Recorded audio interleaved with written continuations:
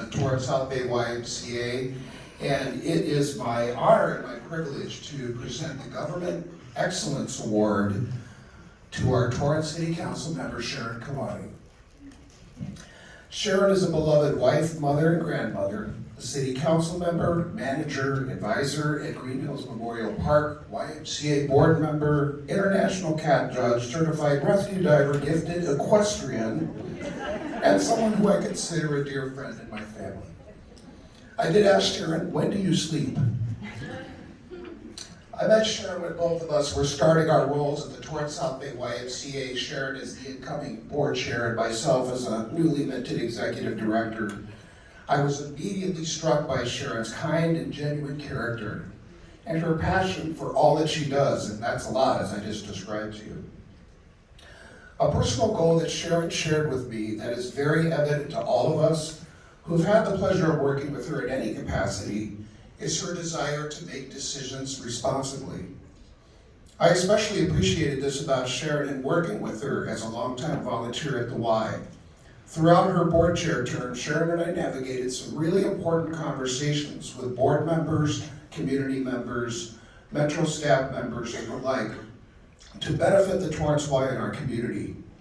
Sharon's principled and steady leadership were welcome and a perfect fit for the needs of the Y at the time.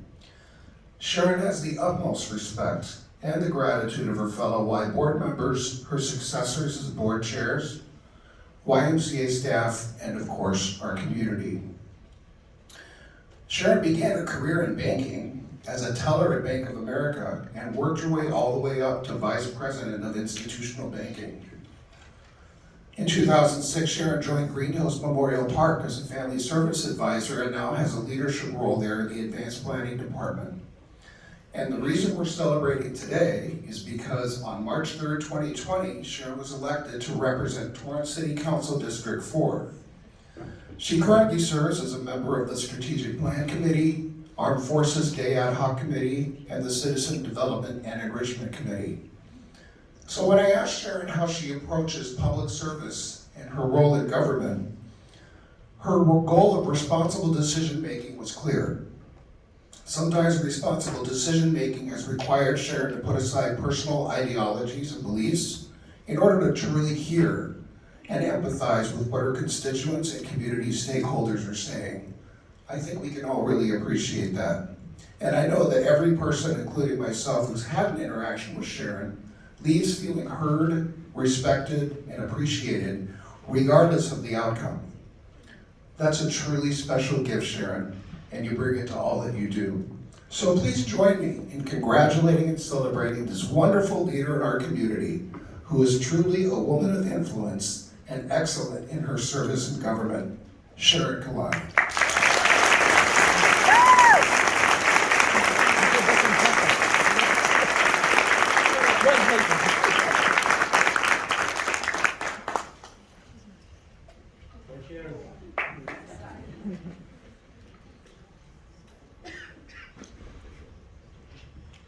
Wow, thank you everyone.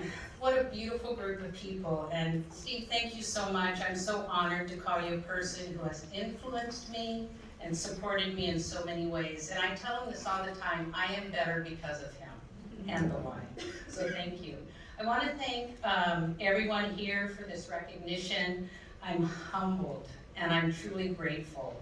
My appreciation goes out to each and every one of you, the Chamber, Sunrider, and especially my dear husband who's in the audience today, my oldest daughter Natasha, and my youngest daughter Tatiana, who's with us on FaceTime from Massachusetts. So thank you to all of you.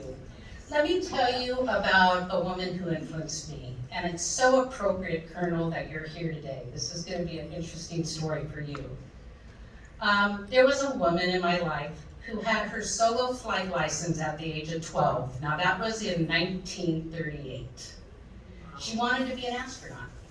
She went on to acquire a degree in physics and scored one of the highest scores ever on the pre-military intelligence exam. She submitted an application to West Point and was denied because she was a woman. It probably wasn't very smart to pick it and protest in front of a military academy. But she did, and she got arrested. Although my dear mother was ahead of her time and was not allowed to be an astronaut, she went on to train the Apollo astronauts on the use of the onboard computer systems. She found a way to make her mark, and she showed me how life is an ongoing learning opportunity. Although we are here celebrating women of influence during International Women's Month, and I just have to say it, I was born March 8th on International Women's Month. It's very special to me. But I want to recognize and celebrate all of you, because it doesn't matter how we identify. Everyone is here because we have made a positive impact on the success of the people around us. So many of you have offered me mentorship and guidance and tough conversations, and I thank you for that. So I'll close with a reminder that in a world of challenges, there is hope and there is opportunity for women, but for all of us, especially our youth. I would ask you to take every opportunity you have to guide a young person. Guide them to greatness. Mentor them through their life of potential inequities and inequalities, and help them find a voice, a passion, and a purpose. Encourage them, especially women, to not only break glass ceilings, but break sound barriers.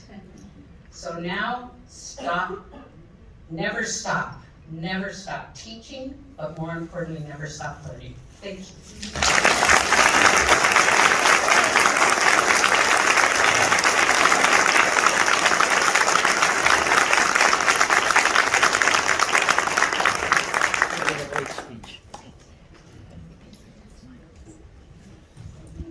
Good afternoon, everyone.